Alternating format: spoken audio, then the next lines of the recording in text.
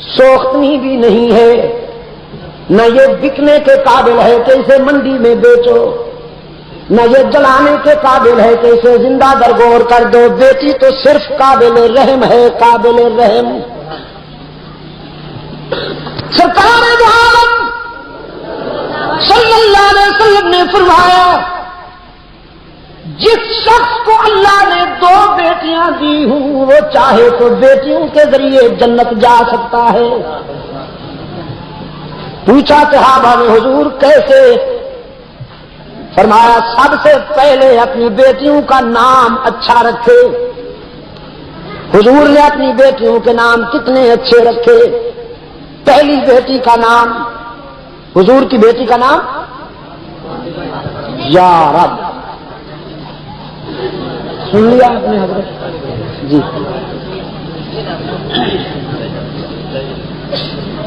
میری یہ قوم ہے، میں ان پہ صدقے جاؤں، یہ میرے سنی ہیں، کتنے سادے، کتنے بے خبر۔ یہ سیدہ فاطمہ تو حضور کی آخری اور چھوٹی بیٹی۔ آپ کو تو آتا ہے، اپنی قوم کو بھی پڑھوائیے نا میرے عزیز، انہیں بھی تو سکھوائی۔ ترواہ صاحب اپنے ریور کی بھی تو خبر لیجئے نا۔ سب سے بڑی بیٹی کا نام زینب، اور آج حضرت سے درخواست کرتا ہوں،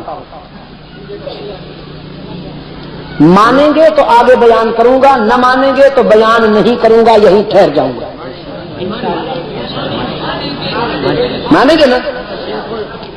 جمعہ کے خطبے میں حضور کی 4 بیٹیوں کا نام لیا کریں انشاءاللہ۔ خطبہ میں دے دیتا ہوں، میری جماعت نے وہ خطبہ چھپوایا ہے مجلس تحفظ حقوق اہل سنت میں، ہم نے اس کی ہزاروں کاپیاں پاکستان میں اور بیرونی ممالک میں مفت تقسیم کی ہیں۔ آپ سے پوچھتا ہوں، خطبے میں، جمعہ کے خطبے میں حضور کی 1 بیٹی کا تذکرہ ہونا چاہیے یا 4 بیٹیوں کا نام آنا چاہیے؟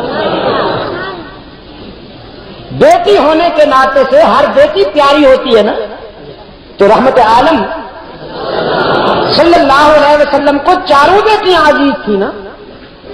یہ جو زینب ہے نا بڑی بیٹی حضور کی، شاید آپ کو معلوم ہو، یہ شہیدہ ہے، شہیدہ۔ اس پر مشرکین نے ستم ڈھائے تھے، یہ شہید ہو گئی تھی۔ ان کی ایک بیٹی تھی امامہ بنت زینب، امامہ بنت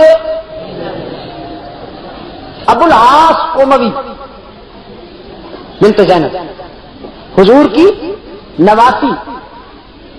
بیٹی کی بیٹی کو کیا کہتے ہیں؟ پشتو میں کیا کہتے ہیں؟ نمسے، المسے، یہ المسے تھی۔ کون؟ حضرت امامہ المسے تھی۔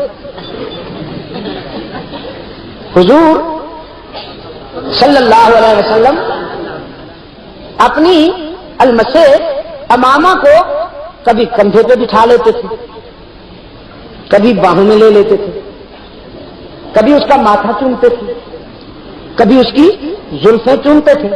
پھر آپ دیدہ ہو جاتے تھے، آنسو بہنے لگتے تھے، فرماتے تھے لوگوں یہ میری پیاری زینب کی نشانی ستائی گئی اور شہید ہو گئی۔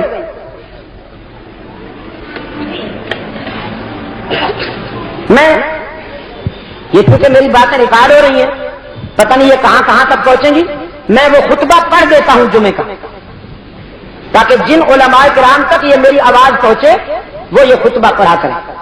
دوسرا خطبہ، الحمدللہ نحمده ونستعینه ونستغفره ونؤمن به ونتوکل علیہ ونعوذ باللہ من شرور انفسنا ومن سیئات اعمالنا، من يهده الله فلا مضل له ومن يضلل فلا هادي له، ونشهد ان لا اله الا الله وحده لا شريك له، ونشهد ان سيدنا وسندنا محمدا عبده ورسوله المبعوث الى الاسود والاحمر لتتميم مكارم الاخلاق۔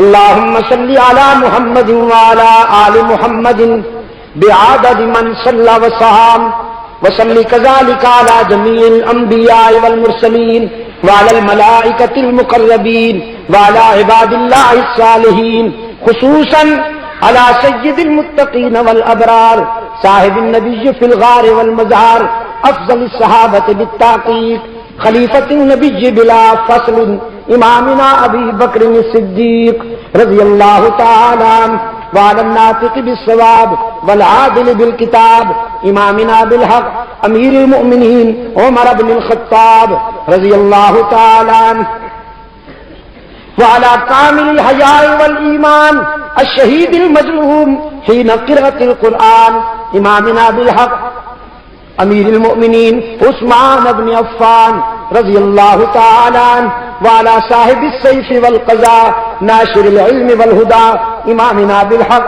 امیر المؤمنین علی بن ابی طالب رضی اللہ تعالی عنہ وعلى السيدين السندين السعيدين ابی محمد الحسن وابی عبداللہ الحسین رضی اللہ تعالی عنہما وعلى السيدات الطاہرات الاربعۃ بنات النبی زینب ورقیۃ وام کلثوم وفاطمہ وعلى ازواجہ خصوصا على خدیجہ وعائشہ وحفصہ وزینب وام حبیبہ وعلى سائر ازواجہ واصحابہ صلی اللہ علیہ وسلم والباقین من العشرۃ المبشرہ الی آخرہ. آگے پھر وہی جو آپ پڑھتے ہیں.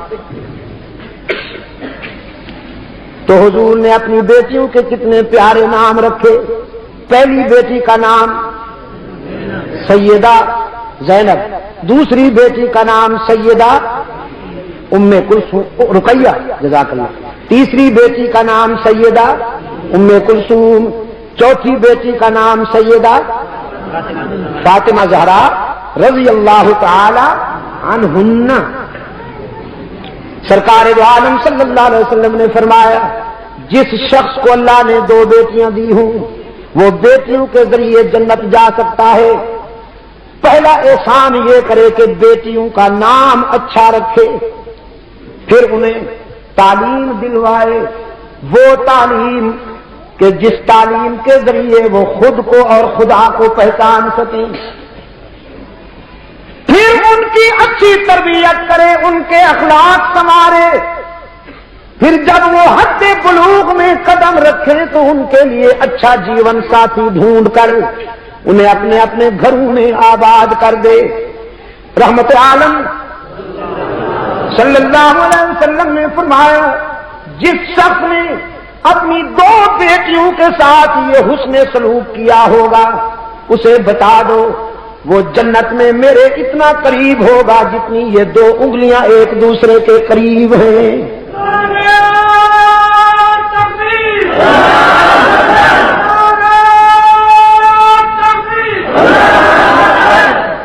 عصر حاضر کی بیگمات نے امریکہ اور برطانیہ کے معاشرے کو دیکھا ہے، مغربی سوسائٹی کے جھوٹے آبوتاب کو دیکھ کر اسلام سے دور چلی گئی ہیں. ورنہ اسلام نے عورت کو جو مقام عطا کیا ہے دنیا کے کسی نظریے نے وہ مقام عورت کو عطا نہیں کیا. مغرب نے تو عورت کو بیچا، صابن کی 2 روپے کی ٹکیا بھی عورت کی نمائش کے بغیر نہیں بیچتا انگریز. اور رحمت عالم صلی اللہ علیہ وسلم نے فرمایا عورت کی زندگی کے 4 مرحلے ہیں.